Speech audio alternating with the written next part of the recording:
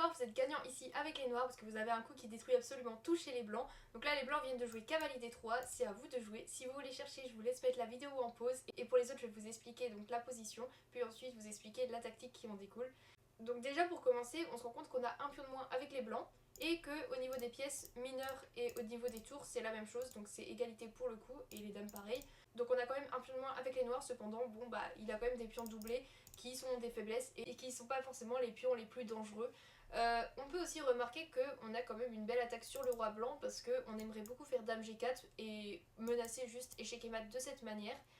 Par contre si on le fait tout de suite, en fait là ça va pas marcher parce qu'il peut faire cavalier F4 et en fait on se rend compte que notre fou est attaqué. Donc quand il fait cavalier F4 il défend contre le mat et si on le prend tout de suite, et bien en fait il va prendre notre fou puisque notre fou était attaqué.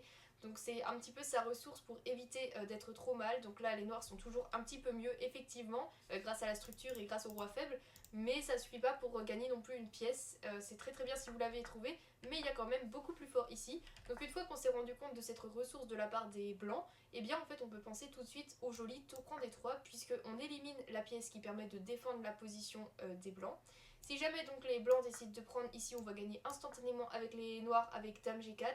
Et si jamais il fait G3, et bien on a dame F3, menace échec et mat et il peut pas le pari. Et si jamais il décide donc de ne pas prendre ici et de prendre notre fou comme tout à l'heure, et bien dans ce cas là on a juste tour prend H3 et non seulement on récupère la pièce, mais en plus de ça on a une attaque tout de suite qui va gagner sur le roi adverse.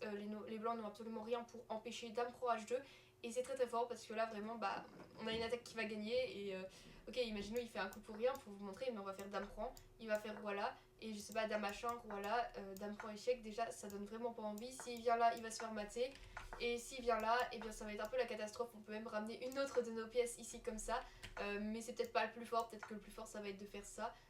Et sur roi là et bien on a tour 8 et ça c'est vraiment presque fini en fait. On a tellement d'attaques, il va peut-être venir là, ok, mais là il y a tour H1, il va venir là.